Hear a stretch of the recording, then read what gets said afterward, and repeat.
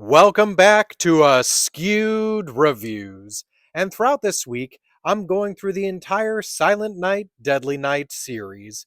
And today, I am doing the 1987 film Silent Night, Deadly Night Part 2.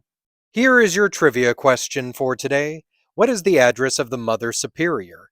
The answer will be at the end of this episode. So, in Silent Night, Deadly Night Part 2, we catch up with a character that we left off with in the last film, Ricky. He is, in fact, the younger brother of the main character from the last film, Billy. When we catch up with Ricky, he's currently imprisoned, but he's telling his story to a Dr. Henry Bloom. Dr. Bloom is making recordings of this session as he's trying to see if he can understand Ricky better. As Ricky recounts his life story, we get to see pretty much almost the entire first film. Everything from the man in the Santa costume that took away his parents, to when he was an infant, and then on to when he actually witnessed his own brother being taken out at the orphanage that he lived at. It's here where the sequel really actually starts, as we see him getting adopted by a family, then on to his teenage years, where we actually get to see him take his first life. It doesn't end there, as even into his adult life, he still has these horrible tendencies. We do, however, get to see a softer side of him as we see his love life with Jennifer. But eventually, Ricky does become the psychopath we all know he ends up being. It's at this point that Dr. Bloom begins to realize that maybe Ricky is choosing to stay imprisoned, and if he were ever to get out, who would be able to stop him? Initially, they did try to reach out to director Charles Sellier to see if he would come back to direct the sequel. He ended up declining, and understandably so, just due to the issues he had with that film. So the director and co-writer for this movie became Lee Harry. Harry, by the way, gave himself a brief cameo as one of the movie theater patrons.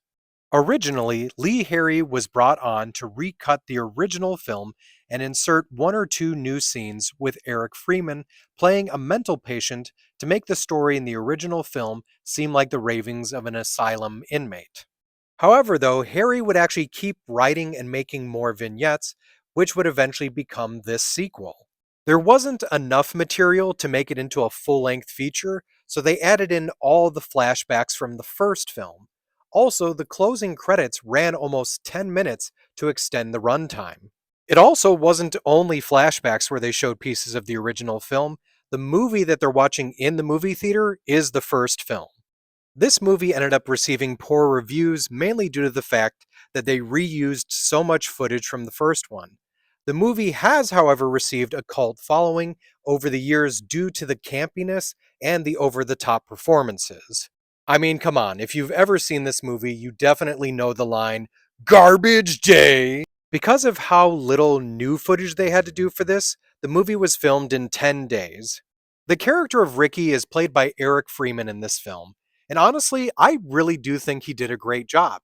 Yes, his performance was very over the top, but look at him as an actual villain in this. He was imposing, he looked very strong, and honestly, I could have seen this weird, odd character in multiple films. Another actor that was potentially up for this role was David Heavener. Here's something interesting you may not have known.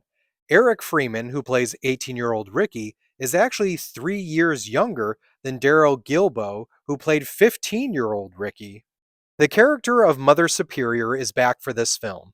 Now, she does show up in the flashbacks, and that's the same actress, but the older, now disfigured version is a different actress.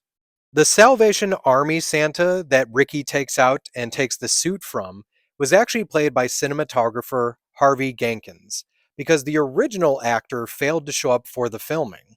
This movie was entirely filmed in California. The body count for this film is 13, but that's also questionable, mainly because I'm not counting any of the deaths that appear from the flashbacks that were actually the first film, and there's a couple of other ones I'll go over at the end here. First, you have Eddie, who Ricky manages to run over back and forth with his own Jeep. Then there's Rocco the loan shark, who has my favorite death of the film, as Ricky shoves an umbrella through him and then opens it. You have the theater jerk, who I believe Ricky just strangles him. Chip, who gets electrocuted with a car battery. Jennifer, who gets strangled with a car antenna. the police officer who Ricky manages to turn his own weapon on him. Then, with that same weapon, he takes out not one, but two suburbanites, and of course, a driver in a vehicle who also ends up getting incinerated, Dr. Henry Bloom, who gets strangled with a tape reel, the Salvation Army Santa, who is taken out off screen, and finally, Mother Superior, who gets decapitated. Now, some people think that Ricky is on this list, but in actuality, he does end up opening his eyes at the very end, so that's left ambiguous. But the other two that I'm curious about are the theater goer, played by Lee Harry, because something must have happened to him. He just disappeared otherwise. And of course, there's the orderly who tries to stop Ricky, but everything that happens to him is completely off screen. So when it comes to the film Silent Night, Deadly Night Part 2, I do have a special place in my heart for this film, and I really do enjoy the parts of it that are new. I am not a fan at all of how much of this movie was just the first film.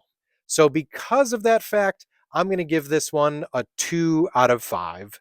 And if you liked this movie, other films I recommend are Maniac, Christmas Evil, Behind the Mask, The Rise of Leslie Vernon, and The Silence of the Lambs. Now it's time to answer the trivia question from the beginning of this episode. What is the address of the Mother Superior? Now, depending on what version or poster that you've seen of this film, you may have known the answer right away. As you can clearly see in this one specifically, the door with the 666 on it. That's right. This Mother Superior, this nun, is living at the address 666. I think she kind of asked for it with that. I hope you enjoyed this episode of Askewed Reviews, and if there's any other movies you'd like to see me do a review for, feel free to mention them in the comments.